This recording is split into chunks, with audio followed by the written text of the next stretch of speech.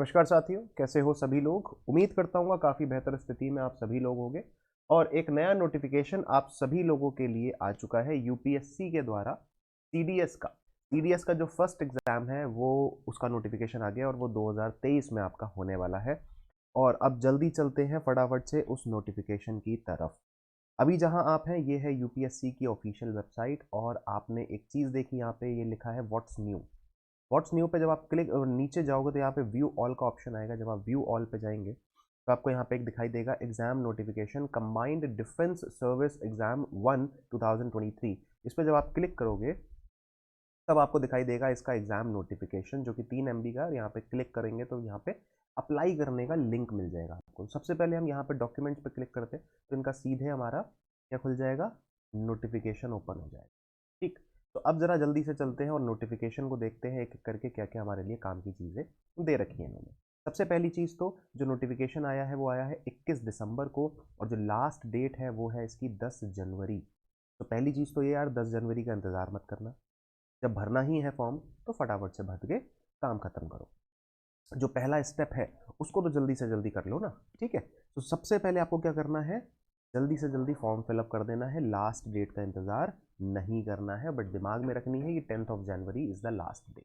ठीक, अच्छा आगे बढ़ते हैं। और एलिजिबिलिटी के लिए इन्होंने बताया है कि कौन कौन से लोग एलिजिबल हैं। Candidate to ensure their eligibility for the examination, candidates applying for the examination should ensure that they fulfil all the eligibility conditions for admission of the examination.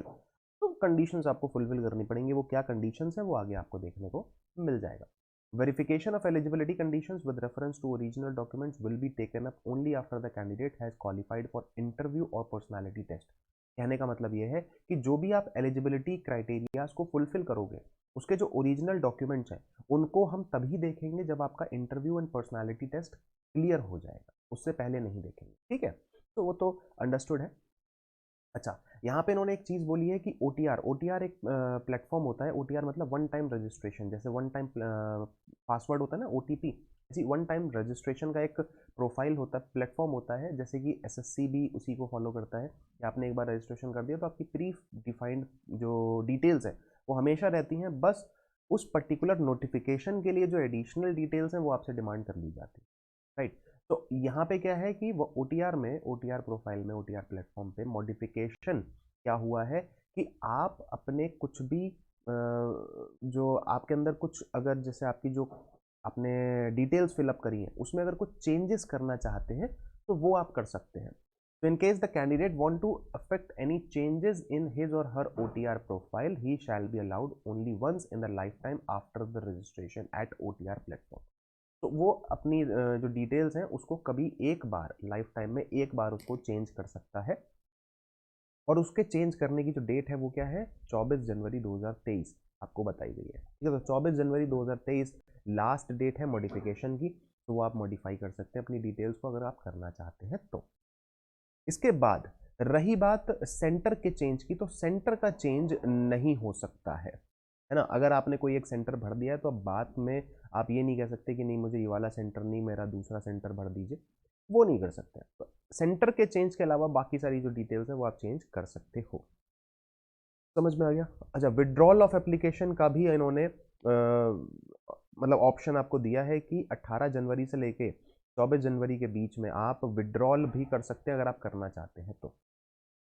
आपका अगर मन कर रहा है नहीं यार मैंने एप्लीकेशन भर दिया लेकिन अब मैं पेपर नहीं दूंगा, तो 18 जनवरी से 24 जनवरी के बीच में आप इसको चेंज कर सकते हैं। सारी चीज़ें क्लियर कर दी हैं यूपीएससी ने अपने तरफ से।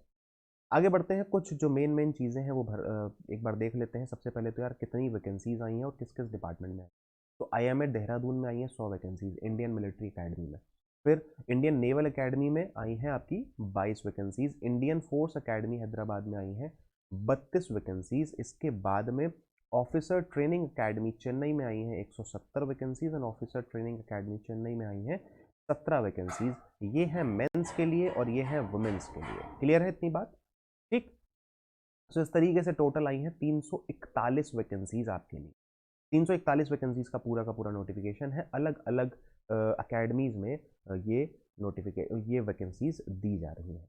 आगे बढ़ते हैं और अब अगर कुछ अहम जानकारी है तो वो है हमारे सेंटर ऑफ एग्जामिनेशंस। तो हमारे एग्जामिनेशन कहाँ कहाँ होंगे उसकी पूरी लिस्ट है, आप एक बार गो थ्रू हो सकते हैं इस पूरी लिस्ट के थ्रू। ठीक, ओके। अब जरा देख लेते हैं what is the age criteria. तो for IMA Indian military academy, इसके लिए जो एज क्राइटेरिया है वो 2 जनवरी 2000 से लेकर 1 जनवरी 2005 के बीच में अगर आपका जन्म है तब आप एलिजिबल माने जाएंगे। इंडियन नेवल एकेडमी में भी सेम डेट्स बताई गई हैं। एयरफोर्स एकेडमी में भी सेम डेट्स बताई गई हैं, सेम डेट्स बताई गई हैं। ठीक है, अच्छा जी। इसके बाद में फॉर ऑफिसर ट्रेनिंग एकेडमी, इसमें जो डेट्स बताई गई है उसमें एक साल एड ऑन हो गया, 2 जनवरी 1999 से लेके 1 जनवरी 2005। एंड फॉर ट्रेनिंग एकेडमी, ये दोनों के दोनों मद्रास के लिए हैं, चेन्नई के लिए, तो इसमें भी 2 जनवरी 1999 से लेके 1 जनवरी 2005 तक, ये वुमेन्स के लिए, ये मेंस के लिए। ठीक है, तो एलिजिबिलिटी क्राइटेरिया समझ में आ गया है। ठीक, आगे बढ़े। अब आगे बढ़ते हैं और आगे देखते हैं भाई एजुकेशनल क्वालिफिकेशन की क्या डिमांड है। तो for Indian military Academy and Officer Training Academy Chennai के लिए क्या है, degree of a recognised university और इक्विवेलेंट। अब डिग्री में क्या आ जाता है आपका, डिग्री में आ जाता है BA, ठीक है ना, डिग्री में आ जाता है BCom, डिग्री में आ जाता है BSc, डिग्री में आ जाता है BCA, डिग्री में आ जाता है BCom हो गया, BBA हो गया, ठीक है ना, BTech हो गया, ये सारी डिग्रीज होती है ना। इसके अलावा भी एक आध चीजें और होती है। ठीक, for Indian Naval Academy degree of engineering from a recognised university, तो यहाँ पे आपका BTech आ जाएगा, ठीक है ना। यहाँ पे आपका BSc के बाद BCA आ गया, और कुछ भी हो सकता है क्या, और कोई भी डिग्री हो सकती है। ठीक है, for Air Force Academy degree of a recognised university with physics and mathematics at 10+2 level और बैचलर ऑफ इंजीनियरिंग। तो सीधा सीधा इन्होंने बोल दिया या तो बैचलर ऑफ इंजीनियरिंग। अब बैचलर ऑफ इंजीनियरिंग से यहाँ पे समझ में आया मुझे, यहाँ पे BE भी हो सकता है, ठीक है ना, बैचलर ऑफ इंजीनियरिंग भी हो सकता है, प्लस 10+2 के लेवल पर आपका फिजिक्स और मैथमेटिक्स एज अ सब्जेक्ट होना चाहिए, और उसके साथ आपके पास में डिग्री भी होनी चाहिए इंडियन एयरफोर्स अकेडमी के लिए। इंडियन नेवल एकेडमी के लिए BTech, बैचलर ऑफ इंजीनियरिंग, ठीक है ना, degree of engineering, and then फिर IMA और ऑफिसर ट्रेनिंग एकेडमी के लिए डिग्री, सिंपल डिग्री। ठीक है, इतना क्लियर है, आगे बढ़ सकते हैं। चलो भाई आगे बढ़ते हैं और अब जरा देख लेते हैं। देखो यहाँ पे फीस स्टैंडर्ड्स बताए गए हैं कि फ़ी का क्या रहने वाला है। तो फ़ी 200 रुपये का है। Candidates accepting females SC ST, मतलब SC ST एंड फीमेल्स की के लिए फॉर्म की फीस नहीं है। रेस्ट सभी लोगों को कितना फी पे करना पड़ेगा, 200 रुपये फी पे करना पड़ेगा online, and that is non refundable. Clear है, आगे बढ़े। How to apply, OTR platform के थ्रू आपको अप्लाई करना है, वो एक बार अभी मैं दिखा दूंगा कैसे अप्लाई। ठीक, विड्रॉल एंड ऑल सब बता चुके हैं, बात हो चुकी है उस बारे में। अभी को स्क्रॉल डाउन करते हैं और देख लेते हैं कि हमारा जो स्कीम ऑफ एग्जामिनेशन है वो क्या है। ठीक है ना, एक बार स्कीम ऑफ एग्जामिनेशन को देख लेते हैं। ये देखो स्कीम ऑफ एग्जामिनेशन है, competitive exam comprises of written examination and interview. ठीक है ना, तो यहाँ पे मैं आपको अगर साफ शुद्ध भाषा में बताऊं तो एक रिटन एग्जामिनेशन होगा, followed by an interview, followed by a medical test. ठीक है ना, इंटरव्यू को हम बोल देते हैं SSB। CDS का जो इंटरव्यू होता है उसको हम SSB बोलते हैं। ये क्लियर करते हैं तो टेस्ट, मेडिकल टेस्ट आपका होता है। तो सबसे ज़्यादा जो कहते हैं नॉकआउट राउंड इसको कह सकते हो आप, सबसे ज़्यादा जो डिस्क्वालीफाई लोग होते हैं वो रिटन एग्जामिनेशन में होते हैं, क्योंकि एप्लीकेंट्स बहुत ज़्यादा हैं लेकिन number of selected candidates for after written examination for interview वो काफ़ी लिमिटेड होते हैं। So written examination is a like game changer. वो आपने अगर क्लियर कर लिया देन आप इंटरव्यू के लिए जाते हैं, और इंटरव्यू आपने क्लियर कर लिया देन आप मेडिकल टेस्ट के लिए जाते हैं। ठीक है, ओके। सो सब्जेक्ट्स आपके क्या हैं, for Indian military Academy and Indian Naval academy and air force academy के लिए, इन तीनों के लिए जो आपके सिलेबस रहने वाला है वो English, general knowledge and elementary mathematics रहेगा। कोड बता रखे हैं सब्जेक्ट के, 2-2 घंटे का पेपर रहेगा, 100-100 मार्क्स का पेपर रहेगा। और जो ऑफिसर ट्रेनिंग एकेडमी है जिसमें man and females and males के लिए दोनों के लिए वैकेंसीज बताई गई हैं अलग अलग, वहाँ पे इंग्लिश एंड जनरल नॉलेज है, 2-2 घंटे का पेपर है, 100-100 मार्क्स का है। तो ऑफिसर ट्रेनिंग एकेडमी में मैथमेटिक्स नहीं है, बाकी सब कुछ सेम है। क्लियर, आगे बढ़े। ठीक है, तो ये था एक ओवरऑल ओवरव्यू अब यहाँ पे आ गया आपका सिलेबस, वो आप एक बार देख सकते हो, standards and syllabus of examination. तो इंग्लिश में आपका क्या रहने वाला है, इंग्लिश रहेगी आपकी, questions will be design to test the candidate understanding of English and workmanlike use of words. Like आपकी इंग्लिश में कितनी अंडरस्टैंडिंग है, प्लस आप वर्ड्स को कैसे यूज करते हो, वो सारी चीजें यहाँ पे देखी जाएंगी। जनरल नॉलेज में बोला गया including knowledge of current events and of such matters of everyday observations and experience in their scientific aspects as may be expected of an educated person who has not made a special study of any scientific subject. The paper will also include questions on history, geography, which candidate should be able to answer without special study. मतलब normal questions पूछे जाएंगे history से भी और geography से भी। अगर आपने कुछ बहुत ज़्यादा डिटेल्ड स्टडी, स्पेशल स्टडी नहीं भी करी है, तब भी आप उसको आंसर कर पाएंगे, बट पढ़ना ज़रूरी है। विदाउट स्टडी कुछ भी नहीं होने वाला है ना।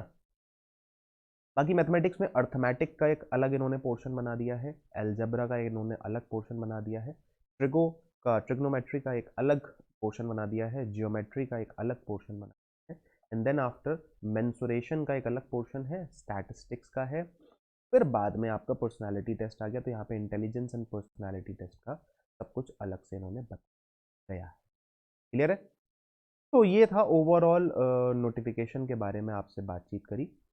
अगर इस नोटिफिकेशन से रिलेटेड और भी कोई डाउट रह गया है, क्योंकि काफ़ी डाउट्स अराइज हो सकते हैं, कोई बड़ी चीज़ नहीं है डाउट्स अराइज होना। डाउट अगर अराइज होता है तो आप प्लीज़ कमेंट सेक्शन में कमेंट कर दीजिएगा, आपके उन सभी डाउट्स का जवाब देने का हम पूरा प्रयास करेंगे। रही बात सीडीएस के एग्जाम के फॉर्म को भरा कैसे जाए, तो ये जो लिंक का ऑप्शन दिख रहा है, क्लिक हेयर दिख रहा है, जब आप क्लिक हेयर पे क्लिक करेंगे तो ओपन हो जाएगा आपका वो पोर्टल जहां से आप फॉर्म फिलअप कर सकते हैं। तो ऑलरेडी रजिस्टर्ड है तो ईमेल एंड ओटीपी डाल के और कैप्चा डाल के आप लॉगिन कर सकते हैं। अदरवाइज अगर न्यू रजिस्ट्रेशन है, अच्छा अगर रजिस्टर्ड है तो लॉगिन करने के तरीके हैं ईमेल के द्वारा, मोबाइल नंबर के द्वारा, या फिर OTR ID के द्वारा। तो जो भी तीनों में अवेलेबल है, तीनों चीज़ों में उसका आप इस्तेमाल कर सकते हैं। For example mobile number mostly सबको पता होता है कि हाँ यही मोबाइल नंबर हमने यूज़ किया होगा, तो मोबाइल नंबर डालिए, उस पर हमारा OTP आ जाएगा, उसके बाद हमने वेरिफिकेशन कोड डाला, लॉगिन कर। अगर न्यू रजिस्ट्रेशन करना है तो न्यू रजिस्ट्रेशन पर क्लिक करके आप सारी डिटेल्स फिलअप कर सकते हैं, देन आफ्टर आपका रजिस्ट्रेशन हो जाएगा। क्लियर है? तो ये कंप्लीट प्रोसेस है ऑफ सीडीएस एग्जामिनेशन का फॉर्म कैसे भरा जाए और क्या क्या महत्वपूर्ण अहम जानकारियां हमारे लिए होने वाली हैं। ठीक है, इन्फॉर्मेशन कैसी लगी एक बार कमेंट करके ज़रूर बताइएगा, वीडियो कैसा लगा एक बार ज़रूर बताइएगा, एंड देन मिलते हैं नेक्स्ट वीडियो में। Till then thank you so much, bye bye, take care, ख्याल रखिएगा सभी लोग, और वीडियो को लाइक और शेयर ज़रूर कर देना। चैनल को सब्सक्राइब नहीं किया तो प्लीज़ जाके चैनल को सब्सक्राइब भी कर देना। ठीक है, thank you so much, bye bye, take care, ख्याल रखिएगा।